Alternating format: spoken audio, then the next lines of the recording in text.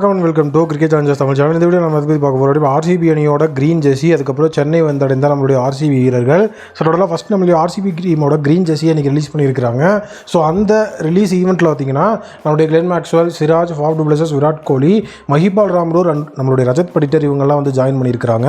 So டோட்டலாக வந்துட்டு green ஜெர்சியை பொறுத்த வரைக்கும் ஆல்ரெடி வந்து நேற்று வந்து புதிய ஜெர்சியை வந்து லான்ச் பண்ணாங்க. ஸோ அதுலேயே வந்து ஹோம் ஜெர்சி, அவே ஜெர்சின்னு சொல்லி அங்கே 2 ஜெர்சி யூஸ் பண்ண போகிறோம் அப்படிங்கிற மாதிரி தான் ஆர்சிபி ஒரு அப்டேட்டை கொடுத்துருந்தாங்க. ஸோ இன்றைக்கி அவங்களுடைய கோ க்ரீன் ஜெர்சியையும் வந்துட்டு வேறு லெவலில் லான்ச் பண்ணியிருக்காங்க. ஸோ டோட்டலாக இது வந்து பார்த்திங்கன்னா 3வது ஜெர்சியாக இருக்க போதா. டோட்டலாக இந்த ஒரு IPL 2024 ஆர்சிபி 3 டிஃப்ரெண்ட் ஜெர்சியோடு வந்து வேறு லெவலில் களமிறங்க போகிறாங்களா அப்படிங்கிற ஒரு க்யூரியாசிட்டியை வந்து இந்த இடத்துல க்ரியேட் பண்ணியிருக்காங்க. ஸோ டோட்டலாக ஆர்சிபியை பொறுத்த வரைக்கும் அவங்களுடைய க்ரீன் ஜெர்சி அப்படிங்கும்போது அந்த ரெக்கார்டு வந்துட்டு மோசமாக இருந்திருக்கு. ஸோ அதை வேறு லெவலில் இந்த தடவை வந்து நாங்கள் மாற்றுவோம் அப்படிங்கிற மாதிரியும் ஃபாஃப் டு பிளஸஸ் சொல்லியிருக்காரு. ஸோ அடுத்ததாக பார்த்திங்கன்னா நம்மளுடைய சென்னை மேட்ச்க்காக சென்னை வந்தடைஞ்ச நம்மளுடைய ஆர்சிபி பிளேயர்ஸ். ஸோ விராட் கோலியிலேருந்து இப்போ டீமே வந்து பார்த்திங்கன்னா சென்னை ரீச் பண்ணிட்டாங்க. சென்னை ரீச் பண்ண உடனே ஸோ அவங்களோட ப்ராக்டிஸ் அப்படிங்கிறதையும் வந்துட்டு சென்னையில் ஆரம்பிச்சிருக்கிறாங்க. அதுதான் வந்துட்டு இந்த இடத்துல ஒரு மிகப்பெரிய ஹைலைட்டு. ஸோ எல்லாருமே வந்து சென்னை ரீச் பண்ணிட்டு பெருசாக ரெஸ்ட் அப்படிங்கிறதுல எதுவும் இல்லை. ஏன்னா வந்து வித்தின் வந்துட்டு நாளைக்கு ஒரு நாள் தான் இருக்குது மேட்ச்சுக்கு. ஸோ அதுக்குள்ளே வந்து ப்ராக்டிஸ் பண்ணணும், சென்னை பிச் எப்படி இருக்குது அப்படிங்கிற விஷயம் தெரியணும். ப்ளஸ் ஆர்சிபியை பொறுத்த வரைக்கும் சென்னைக்கு அகேன்ஸ்ட் அப்படின்னா நமக்கு ஹெட் டு ஹெட் ரெக்கார்டும் வந்துட்டு மோசமாக தான் இருக்குது. ஸோ விராட் கோலி வந்துட்டு ஒரு புதிய சாதனையும் வந்து வேறு லெவலில் வந்து படைக்க போகிறாரு. ஸோ இந்த மாதிரி நிறைய விஷயங்கள் நம்மளுடைய விராட் கோலி கிட்ட இருந்து மட்டும் இல்லாமல் ஆர்சிபிட்ட இருந்துமே நம்ம வந்துட்டு எதிர்பார்த்துட்டு இருக்கோம். ஸோ இப்போ சென்னை வந்ததுக்கப்புறமா வந்து பார்த்திங்க அப்படின்னா ஃபர்ஸ்ட் ஆஃப் ஆல் வந்து ஒரு மிகப்பெரிய வைபுக்குள்ளே வந்து நம்மளுடைய ஆர்சிபி பிளேயர்ஸ் இருந்திருப்பாங்க. ஏன்னா சென்னை அதாவது ஆர்சிபி அப்படிங்கிற அந்த டீமுக்கு சின்னசாமி ஸ்டேடியம்க்கு அடுத்தபடியாக ஒரு மிகப்பெரிய சப்போர்ட் அப்படின்னா கண்டிப்பாக வந்துட்டு கோலிக்கு எல்லா ஸ்டேடியம்லேயும் சப்போர்ட் இருக்கும். பட் ஆனால் செகண்ட் அப்படின்னு பார்க்கும்போது கண்டிப்பாக அது வந்து சென்னை தான். ஸோ கோலியே வந்து அதை சொல்லியிருக்கிறாரு, என்னுடைய ஒரு மிகப்பெரிய ஹார்ட் ஆஃப் த மிகப்பெரிய விஷயமா இருக்கிறது பெங்களூருக்கு அப்புறம் சென்னை அப்படின்னு. ஸோ கண்டிப்பாக சென்னை க்ரௌட் அப்படிங்கும்போது ஒரு மிகப்பெரிய எலக்ட்ரிஃபைங் ஒரு க்ரௌடாக வந்து இருக்கும். சிஎஸ்கே அப்படிங்கிற அந்த ஒரு இடத்துல வச்சு நம்ம வந்துட்டு ஆர்சிபி சிஎஸ்கே வீழ்த்துறாங்க அப்படின்னா இன்னுமே வந்து ஒரு செம க்யூரியாசிட்டியும் ஒரு மிகப்பெரிய டெம்பர்மெண்ட் அண்ட் கான்ஃபிடன்ஸ் நமக்கு வந்துட்டு கெயின் ஆகும். ஏன்னா அதுதான் ரொம்ப முக்கியம். ஏன்னா சென்னை அப்படிங்கிற அந்த ஒரு மண்ணில் வச்சு ஸோ சிஎஸ்கே மாதிரியான ஒரு சாம்பியன் டீமை டிஃபீட் பண்ணோன்னா கண்டிப்பாக ஸ்டார்ட் ஆஃப் த சீசனுக்கு இதை விட ஒரு அருமையான ஒரு கான்ஃபிடன்ஸ் கண்டிப்பாக நம்மளால் கெயின் பண்ணிக்க முடியாது அப்படிங்கிறத உண்மை.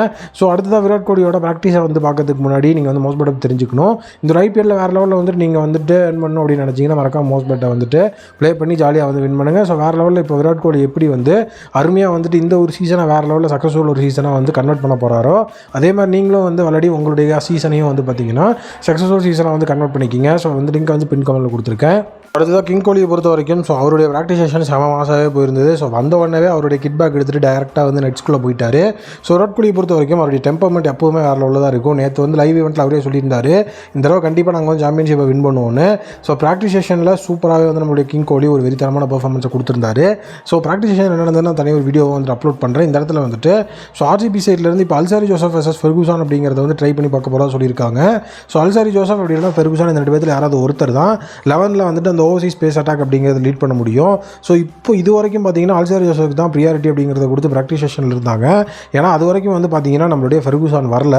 பட் ஆனால் இப்போ வந்துட்டு கேமரன் கிரீன் வரும்போது கேமரன் கிரீனோட சேர்ந்து ஃபெர்குசானும் ரீச் ஆகிட்டார். இப்போ ஒரு ஆர்சிபி ஸ்குவாடோட தான் இருக்கிறாரு. ப்ராக்டிஸ் செஷனில் தான் வந்துட்டு இருந்துட்டு இருக்கார். ஸோ அப்படி இருக்கும்போது ஃபெர்குசான் வெர்சஸ் லாக்கி ஃபெர்குசானோட அந்த ஒரு மிகப்பெரிய ஃபார்ம் அப்படிங்கிறதையும் கன்சிடர் பண்ணி அல்சாரி ஜோசஃபோட அவர் மோதோட போகிறாங்க. ஏன்னா recent form Lockie Ferguson versus Alzarri ஜோசப்னு போடும்போது Lockie Ferguson international for New Zealand டீமுக்காக லாஸ்ட் 5 மேட்சஸில் 10 விக்கெட் அப்படிங்கிற மாதிரி எடுத்து கடைசி 6 மேட்சாக விக்கெட்லெஸ்ஸாக போகவே இல்லை அப்படிங்கிற மாதிரி ஒரு வேறு லெவல் சாதனை அப்படிங்கிறத பண்ணிட்டு தான் இப்போ வந்துட்டு ப்ராக்டிஸ் செஷனுக்குள்ளே வந்திருக்கிறார். ஸோ அதனால் அவர் வந்து நம்ம டக்குன்னு வந்துட்டு வெளியே வந்து ஒதுக்கிட முடியாது. நல்ல ஒரு அருமையான பிளேயர், IPL நல்ல ஒரு எக்ஸ்பீரியன்ஸ் இருக்கக்கூடிய ஒரு பிளேயர் அப்படிங்கிறது தான் இந்த இடத்துல வந்துட்டு ஹைலைட்டாக நம்ம பார்க்குற இன்னொரு மிகப்பெரிய விஷயம். ப்ளஸ் அவருடைய ப்ரைஸ் டாக் அப்படிங்கிறதும் கம்மி. இன்னொன்று வந்து பார்த்திங்கன்னா அல்சாரி ஜோசஃபா வந்து நம்ம 12 கோடி கொடுத்து வாங்கியிருக்கிறோம். பட் ஆனால் வந்து ஃபெர்குசான் நமக்கு 2 கோடியில் கிடச்சிருக்கிறா. ஸோ நிறைய விஷயங்கள் அந்த இடத்துல கீ பாயிண்ட்டாக வந்து நோட் பண்ணுற மாதிரி இருக்குது. ஸோ அதனால் ஃபஸ்ட் ஹாஃபில் அவங்க ஃபெர்குசானோட போய் ட்ரை பண்ணிட்டு அதுக்கப்புறம் வந்துட்டு அல்சாரி ஜோசப் போவாங்களா, இல்லை வந்துட்டு ஃபஸ்ட் ஹாஃபே பார்த்தீங்கன்னா அல்சாரி ஜோசப் கொடுத்துட்டு அதுக்கப்புறம் வந்து அந்த இடத்துல அவரோட எக்கனாமி டவுனில் இருந்ததுன்னா ஸோ அதுக்கப்புறமா நம்மளுடைய ராக்கி ஃபெர்குசானுக்கு வந்துட்டு வாய்ப்பு அப்படிங்கிறது கொடுப்பாங்களா அப்படிங்கிறது தெரியல. பட் ஆனால் கண்டிப்பாக இவங்க 2 பேத்துக்கும் பார்த்தீங்கன்னா ஈக்குவல் அமௌண்ட் ஆஃப் வாய்ப்பு கொடுக்கணும் அப்படிங்கிறது தான் மேனேஜ்மெண்ட் சைட்லேருந்து மோபப்பட்ட அவர்கள் வந்து சொல்லியிருக்கிறாரு.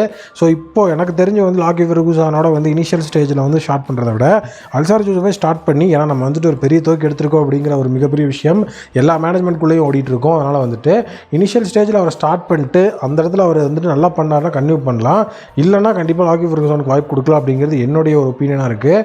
உங்கள் ஒப்பீனியனில் நீங்கள் வந்துட்டு எப்படி ஃபீல் பண்ணுறீங்க? அல்சர் லாக்கி ஃபெர்குசன் நீங்கள் யாரை சப்போர்ட் பண்ணுவீங்க அப்படிங்கிறத கமெண்ட் செக்ஷனில் மறக்காமல் கமெண்ட் பண்ணுங்கள்.